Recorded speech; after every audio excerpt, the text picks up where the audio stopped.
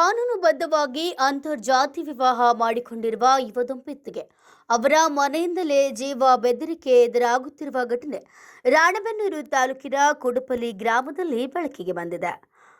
23 ವರ್ಷದ ಮಂಜು ಕಾವೇರಿ ಹಾಗೂ 18 ವರ್ಷದ ಭವಾನಿ ಬೂದ್ವಾಳ್ ಪರಸ್ಪರ ಪ್ರೀತಿಯಿಂದ ಕಾನೂನಿನ ಸುವ್ಯವಸ್ಥೆಯಡಿಯಲ್ಲಿ ವಿವಾಹವಾಗಿದ್ದಾರೆ. ಆದರೆ ಯುವತಿಯ ಮನೆಯವರು ಈ ವಿವಾಹಕ್ಕೆ ವಿರೋಧವನ್ನ ವ್ಯಕ್ತಪಡಿಸಿದ್ದು, ಮಗಳನ್ನ ಕೈಬಿಡಬೇಕೆಂದು ಹುಡುಗನಿಗೆ ನಿರಂತರವಾಗಿ ಕರೆ ಮಾಡಿ ಒತ್ತಡ ಹೇರ್ತಿದ್ದಾರೆಂದು ದಂಪತಿ ದೂರು ನೀಡಿದೆ.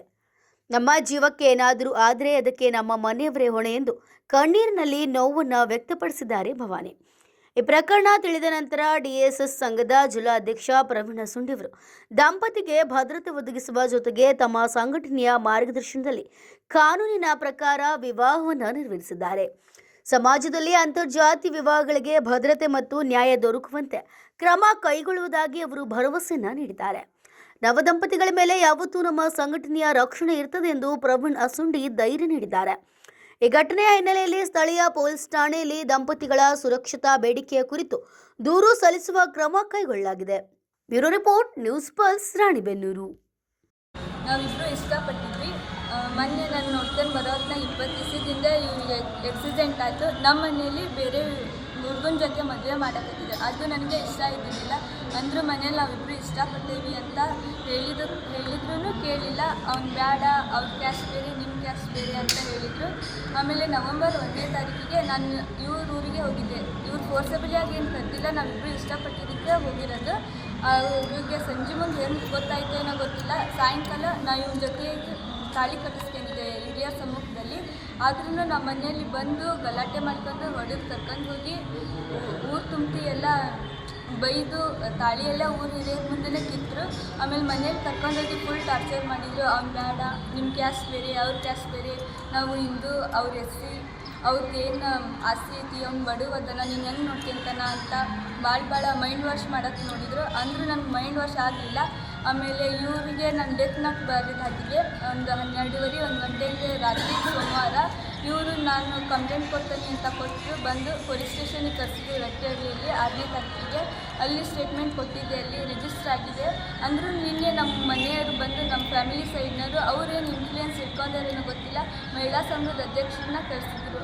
ಅಂದರೆ ನೀವು ಬರ್ರಿ ಪೊಲೀಸ್ ಸ್ಟೇಷನಿಗೆ, ಅಲ್ಲಿ ಬಂದು ಇನ್ನೊಂದ್ಸಲ ಸ್ಟೇಟ್ಮೆಂಟ್ ಕೊಟ್ಟು ಹೋಗ್ರಿ ಅಂದರೆ ನಾವು ಹೇಳಿದ್ರೂ ಕೇಳಿಲ್ಲ. ರಟ್ಟಳ್ಳಿ ಪೊಲೀಸ್ ಸ್ಟೇಷನಲ್ಲಿ ಸ್ಟೇಟ್ಮೆಂಟ್ ಆಗೈತಿ, ಮತ್ತೆ ಅದಕ್ಕೆ ಏನಕ್ಕೆ ಬರ್ಬೇಕಂತ ಅಂದ್ರೂ ಅವರು ನೀವು ಬರ್ರಿ, ನಿಮ್ಮ ಫ್ಯಾಮಿಲಿಯವ್ರು ಕರೆಯೋಕತ್ತಾರ, 1 ತಾಸು ಬಂದು ಹೋಗ್ರಿ ಅಂದರೂ ನಾವು ಹೋಗಲಿಲ್ಲ. ಆಮೇಲೆ ASSK ಸಂಘದ ಅಣ್ಣಾರಿಗೆ ಕಾಲ್ ಮಾಡಿದ್ವಿ, ನಮ್ಗೆ ಹಿಂಗೆ ಟಾರ್ಚರ್ ಕೊಡೋಕತ್ತಾರ, ಹೆಲ್ಪ್ ಮಾಡಿರಿ ಅಂತ. ಅಂದರೆ ಅಣ್ಣಾರ ಸಮ್ಮುಖದಲ್ಲಿ ಮತ್ತು ಅಂಬೇಡ್ಕರ್ ಸಮುದಾಯ ಭವನದಲ್ಲಿ ಮದುವೆ ಆಗಿ ಮತ್ತು ಇವತ್ತು ರಿಜಿಸ್ಟರ್ ಆಗಿದೆ. ಆಮೇಲೆ ಬೇರೆ ಕಡೆಯಿಂದ ಕಾಲ್ ಬರ್ತಾವೆ, ನೀವು ಮದುವೆ ಮಾಡ್ಕೊಂಡ್ರೆ ಇನ್ನು 15 ದಿವಸ 1 ತಿಂಗಳೊಳಗೆ ನಿಮ್ಮಿಬ್ಬರನ್ನ ಕೊಲೆ ಮಾಡ್ತೇವೆ, ಹಂಗೆ ಹಿಂಗಂತ ಜೀವ ಬೆದರಿಕೆ ಹಾಕ್ತಾರೆ. ಮತ್ತು ಅಮೌಂಟಿಗೆ 20 ಲಕ್ಷ ಅಮೌಂಟಿಗೆ ಡಿಮ್ಯಾಂಡ್ ಇಟ್ಟಿದ್ರು. ನಾನೇನಾರು ಅವ್ರ ಕಡೆಗೆ ಹೋದರೆ ಇವ್ರಿಗೆ ಅಮೌಂಟ್ ಕೊಡೋಕ್ಕೆ, ಅಣ್ಣಾರು ಅಮೌಂಟ್ ಇಸ್ಕೊಂಡಿಲ್ಲ. ನಿನ್ನೆ ಬಂದವರು ಅವರು ಅಮೌಂಟ್ ಬಂದಿರ್ಬೋದು, ಇಸ್ಕೊಂಡು ಬಂದಾರ ಬಿಟ್ಟಾರ ಗೊತ್ತಿಲ್ಲ. ಅಂದ್ರೆ ಎಷ್ಟೇ ಕಷ್ಟ ಬಂದರೂ ಇವ್ನು ನಮ್ಗೇನು ಬಂದೀನಿ, ಬದುಕಿದ್ರು ಇವನ ಜೊತೆಗೇನೆ, ಸತ್ರು ಇವನ ಜೊತೆಗೇನೆ. ನಮ್ಮ ಮನೆಯ ಕಡೆಯಿಂದ ಯಾವ ತೊಂದರೆನೂ ಆಗಬಾರ್ದು. ಆಮೇಲೆ ವಾಮಾಚಾರ ಆದ್ರೂ ಜಾಸ್ತಿ ಮಾಡಿಸ್ತಾರೆ, ಅದೂ ಏನು ಆಗಬಾರ್ದು. ನಮ್ಮ ಮನೆಯ ಕಡೆಯಿಂದ ಏನಾರು ಹೆಚ್ಚು ಕಡಿಮೆ ಅಂತಂದ್ರೆ ನಾವಿಬ್ಬರು ಅವ್ರ ಹೆಸರು ಬರೆದಿಟ್ಟು ಸಾಕು. ಬಿಟ್ಟಿರೋಕ್ಕೆ ನನಗೂ 10 ಲಕ್ಷ ಕೊಡ್ತೀನಿ, ಹುಡುಗಿ ಬಿಟ್ಬಿಡು ಆ ಥರ ಎಲ್ಲ ಹೇಳಿದ್ರು, ಫೋನ್ ಮಾಡಿದ್ರು. ರೆಕಾರ್ಡಿಂಗ್ ಸತಿಗೂ ಇದೆ ನಮ್ಮ ಕಡೆ. ಅವ್ರು ಏನಂತಾರೆ ಅಂದರೆ, ಇಲ್ಲ ನೀವು ಹುಡುಗಿ ಬಿಡಿಲ್ಲ ಅಂದರೆ ನೀನು ಕೊಲೆ ಮಾಡಿಸ್ತೀನಿ, ಅವ್ರ ಜೊತೆ ನೀನು ಹೆಂಗೆ ಸಂಸಾರ ಮಾಡ್ತೀನಿ ಮಾಡು, ಹಂಗೆ ಹಿಂಗೆ ಅಂದು ಬೆದರಿಕೆ ಹಾಕಿದ್ದಾರೆ. ನಾನು ಅವಳು ಜೀವನ ಮಾಡಬೇಕೆಂದ್ರೆ ಲವ್ ಮಾಡಿ ಮ್ಯಾರೇಜ್ ಆಗಿದ್ದೀವಿ, ನಮಗೆ ಸಪೋರ್ಟು ಮಾಡಿದ್ದಾರೆ. ನಮ್ಮ ಜೀವಕ್ಕೆ ಏನಾರ ಅಪಾಯ ಆದರೆ ನಾವು ಅವ್ರ ಹೆಸರು ಬರೆದಿಟ್ಟು ಸಾಯ್ತೀವಿ. ಊರು ಹೇಳ್ರಿ. ಜಯಮ್ಮ ಕಂಡಪ್ಪ ಕಾಳಾರು ಕುಡುಕ್ರಿ. ನಾನು ಮಗಳ ಥರಾಗಿ ನೋಡ್ಕೊಂತಾನೆ. ನನ್ನ ಮಗ ಯಾಕೆ ಒಂದು ವೇಳೆ ಏನ ಅಂದ್ರೂ ನಾನು ಸಹಿಸ್ಕೊಂಡು ನನ್ನ ಮಗಳ ಅಂದ್ಮೇಲೆ ಸಾಕ್ತಾನೆ. ಬ್ಯಾಡ ಅಂದ್ರೂ ಕೇಳಿದ್ರಿ. ನಾನು ಹಿಂಗೆ ನಮ್ಮ ಮಗ ಆರಾಮಿಲ್ರಿ ಬಂದದ, ನಾ ಬ್ಯಾಡವ ಆರಾಮಾಗಲಿ ಅಂತಂದು ಕೇಳಿದ್ರು ಕೇಳಿಲ್ಲ. ನಾನು ಸಾಯಕ್ಕೆ ನನಗೆ ಬೇರೆ ಕಡೆಗೆ ಗಂಡು ನೋಡಿದಾರ, ನೀನು ನಿನ್ನ ಮಗನ ಕೂಡ ನನಗೆ ತಾಳಿ ಕಟ್ಸಲೇಬೇಕು, ಇಲ್ಲ ಅಂತ ಕಟ್ಟಲಿಲ್ಲ ನಾನು ಸಾಯ್ತೀನಿ ಅಂತ ಅಂದ್ರಿ. ನಾನು ಬೇಡ ಅಂತ ಎಷ್ಟು ಬರೋಂತಿಲ್ಲ, ನನಗೆ 6 ಗಂಟೆ ಮಟನೂ ಟೈಮ್ ನೋಡಿದ್ರಿ. ಈಗ ಅವ್ನು ಭಾರಿ ಟಾರ್ಚರ್ ಪಡಕತ್ತೀನಿ. ಆಮೇಲೆ ಮತ್ತೆ ಏನಪ್ಪ ಬಂದುಬಿಟ್ಟದ ನಮ್ಮನಿಗೆ, ಮತ್ತು ಕಟ್ಟಪ್ಪ ಅಂದು ಬರೋಂತಿದ್ದೆ ಇದು ಮಾಡಿ ಕಟ್ಸಿದ್ವಿ. ಆದ್ರೂ ಅವ್ರ ಅಪ್ಪ ಅಮ್ಮ ಬಂದು ಎಲ್ಲದ ನಮ್ಮ ಮಗ ಒಂದು ಇದು ಹೇಳಿ ನಿಮ್ಮ ಮಗಳು ನಿಲ್ಲಿರ್ತವ ಇಲ್ಲ ಅದಾಳ ಅಂತ ಹೋಗಿ ಬಡ್ಡಿಗೆ ನಿಲ್ಲಿಸಿದ್ರಿ ನಾನು. ಬಡ್ಡಿ ನಿಲ್ಲಿಸಿದ್ರೆ ಒಬ್ರಿಗೊಬ್ರು ಆಕಿ ಏನು ಮಾತಾಡ್ತಾಳೆ, ಸತ್ರು ಜೊತೆಗೆ ಬದುಕಿದ ಜೊತೆಗೆ ನಾನು ಬರಂಗಿಲ್ಲ ಅಂತ ಭಾಳ ಹಿಂಸೆ ಮಾಡಿದ್ರಿ. ಆದ್ರೂ 12 ಗಂಟೆ ಮಟನೂ ಕೊಟ್ರಿ ಅವರು. ಇದನ್ನಾಗಿ ಮಾತಾಡಿದ್ರಿ ಆಕಿ, ಆದ್ರೂ ಮಾತಾಡಿದ್ರಿ. ಈಗ ಬಂದಾಳ್ರಿ ನನ್ನ ಮಗಳ ಥರನ ನಾನು ನೋಡ್ಕೊಂಡು ಹೋಗೋ ಜವಾಬ್ದಾರಿ ನಂದು ರೀ. ನನ್ನ ಮಗ ಏನಾರು ತಪ್ಪು ಮಾಡಿದ್ರು ನಾನು ಮಾತ್ರ ನನ್ನ ಮಗಳನ್ನ ಅಂದ ತಿಳ್ಕೊಂಡು ನನ್ನ ಮಾತು ಅವ್ರ ತಂದೆ ತಾಯಿ ಬ್ಯಾಡ ನಿನ್ನೆಗ ವಿಷ ಕೊಡ್ದಾನಿ ಹಂಗೆ ಹಿಂಗೆ ಅಂದ್ರಿ. ಒಂದು ಸರಿ ನೋಡ್ಕೊಂಡು ಹೋಗು, ನಾನು ನಿನ್ನ ಗ್ರಾಂಡ್ ಇಟ್ಟು ಮದುವೆ ಮಾಡ್ತಾನೆ ಅಂದ್ರಿ ಅವ್ರಪ್ಪರು. ಆದ್ರೂ ಆ ಹುಡುಗ ಒಂದಿಟ್ಟು ಮಾತನಾಗ ತೊಡಗಿಸಿದ್ರಿ. ಅಕ್ಕ ಬಾರಕ್ಕ ಅಮ್ಮ ಅಂತ ಇಷ್ಟ ಅಂದ್ರಿ. ಹಂಗನಕ್ಕೆ ಮತ್ತು ಈಕಿನ ಏನೋ ಇದು ಮಾಡಿಲ್ರಿ.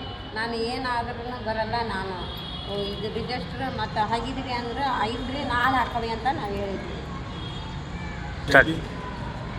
ನಾವು ಅಂಬೇಡ್ಕರ್ ಸೇವಾ ಸಮಿತಿ ಜಿಲ್ಲಾಧ್ಯಕ್ಷ ಪ್ರವೀಣ್ ಅಂತ ಹೇಳಿ.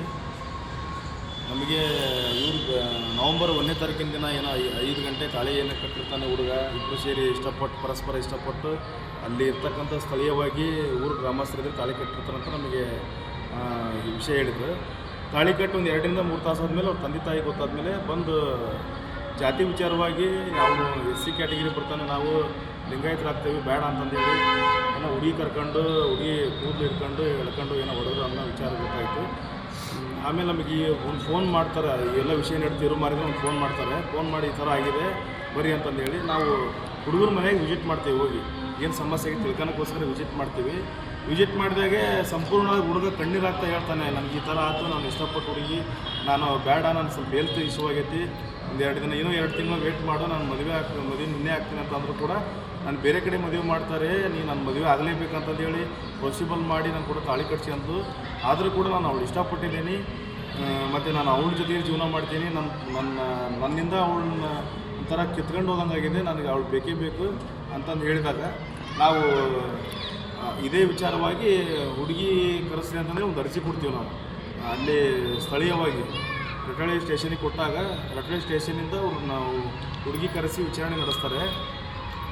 ನಡೆಸಿದ ಮೇಲೆ ಹುಡುಗಿ ವಿಚಾರಣೆ ನಡೆಸ್ಬೇಕಾದ್ರೆ ಹೇಳ್ತಾರೆ, ನಮ್ಮ ತಂದೆ ತಾಯಿ 1 ರೂಪಾಯಿನ ದುಡ್ಡು ಕೊಡೋದು ಬೇಡ, ನನಗೆ ಅವರಿಂದ ಏನು ಆಸ್ತಿ ಬೇಡ, ಏನು ಬೇಡ, ನಾನು ಇಷ್ಟಪಟ್ಟು ಹುಡುಗನ ಜೊತೆ ನಾನು ಜೀವನ ಮಾಡ್ತೀನಿ ಅಂತಂದು ಸ್ಪಷ್ಟವಾಗಿ ಅಲ್ಲಿ ತನಿಖಾಧಿಕಾರಿ ವಿಚಾರವಾಗಿ ಹೇಳ್ತಾರೆ. ಹೇಳಿದಾಗ ಅಲ್ಲಿಂದ ಇವರು ನಾನು ಅವ್ರ ಜೊತೆ ಜೀವನ ಮಾಡ್ತೀನಿ ಅಂತ ಹೇಳಿ ಬರೆದು ಕೊಟ್ಟು ಬಂದಿರ್ತಾರೆ. ಬಂದ ಮೇಲೆ ಬಾಬಾ ಸಾಹೇಬರು ಅಂಬೇಡ್ಕರ್ ಅವರ ಭಾವಚಿತ್ರದ ಎದುರುಗಡೆನೇ ಹಾರ ಬದಲಾಯಿಸ್ಕೊಂಡು ಅವ್ರು ನೆಮ್ಮದಿಯಿಂದ ಜೀವನ ನಡೆಸಿರ್ತಾರೆ. ಮದುವೆ ಆಗಿ ಒಂದು 2 ರಿಂದ 3 ದಿನ ಆದಮೇಲೆ ಒಬ್ಬ ಮಹಿಳಾ ಸಂಘಟನೆ ಒಬ್ಬರು ಲೇಡಿ ಎಂಟ್ರಿ ಕೊಡ್ತಾರೆ. ಈ ವಿಚಾರವಾಗಿ ಎಂಟ್ರಿ ಕೊಟ್ಟು, ನೀವು ಪಾಸಿಬಲ್ ಆಗಿ ಹುಡುಗಿಗೆ ಮತ್ತೆ ಕರ್ಕೊಂಬಂದಿರ, ಮೊನ್ನೆ ಸ್ಟೇಷನಲ್ಲಿ ನೀವು ಉದ್ದೇಶಪೂರ್ವಕ ಏನೋ ಮಾಡಿ ಕರ್ಕೊಂಬಂದಿರ ಅಂತಂದೇಳಿ ಹುಡುಗಿನ ಬೆದರಿಸಿದ ಮೇಲೆ ನಮಗೆ ವಿಷಯ ಅದು ನಮ್ಗೆ ಫೋನ್ ಮಾಡ್ತಾರೆ. ಫೋನ್ ಮಾಡಿ, ಅಣ್ಣ ಈ ಥರ ಮಾಡ್ತಾ ಇದ್ದಾರೆ, ಬಂದ್ರಿ ನೀವು, ನಾವು ಏನು ಪಾಸಿಬಲ್ ಆಗಿ ಮಾಡಿಲ್ಲ, ಏನಿಲ್ಲ, ಈ ನಮಗೆ ಬಂದು ಯಾರೋ ಒಬ್ಬರು ಬಂದು ಈ ಥರ ಟಾರ್ಚರ್ ಕೊಡ್ತಾರೆ ಅಂದಾಗ ನಾನು ಫೋನ್ ಕರೆ ಮಾಡಿ ಆ ಕೇಳ್ತೀನಿ, ನೀವು ಯಾರು ಅಂತ ಕೇಳ್ತೀನಿ ನಾನು. ಅವ್ರು ಹೇಳ್ತಾರೆ, ನಾನು ಸಮಾಜ ಕಲ್ಯಾಣ ಇಲಾಖೆ ಅಧಿಕಾರಿ ಅಂತ ಹೇಳ್ತಾರೆ. ಅದಕ್ಕೆ ನಾನು DD ಸಾಹೇಬ್ರಿಗೆ ಫೋನ್ ಮಾಡ್ತೀನಿ, ನಾನು ಹಾವೇರಿಯವರಿಗೆ. ಸರ್, ನಿಮ್ಮ ಯಾರೋ ಇಲಾಖೆದಾರ ಒಂದು ಮೇಜರ್ ಇದ್ದಾರೆ, ಆಲ್ರೆಡಿ ಮದುವೆ ಆಗಿದೆ, ನಿಮ್ಮವ್ರು ಯಾರೋ ಒಬ್ಬರು ಹೋಗಿ ಟಾರ್ಚರ್ ಕೊಡ್ತಾಯಿದ್ರು ಅಂತ ಅಂದಾಗ, ಆಮೇಲೆ ಸಾಹೇಬ್ರು ಯಾರು ಲೈನ್ ಕೊಡ್ರಿ ಅಂತ ಅಂದಾಗ ಮಾತಾಡೋಲ್ಲ ಅವ್ರ ಜೊತೆಗೆ. ಆಮೇಲೆ ಫೋನ್ ಕಟ್ ಮಾಡಿದ್ಮೇಲೆ ರಿಟರ್ನ್ ಮತ್ತೆ ಕಟ್ ಮಾಡಿ ನಾನು ಜೊತೆ ಮಾತಾಡ್ತೀನಿ, ನೀವು ಯಾಕೆ ಫೋನ್ ಮಾಡ್ತೀರ ಅವ್ರಿಗೆ, ಎಲ್ಲ ಇನ್ಫ್ಲೂಯೆನ್ಸ್ ಹಚ್ತೀರಾ ಅಂತಂದು ಮಾತಾಡುತ್ತೆ.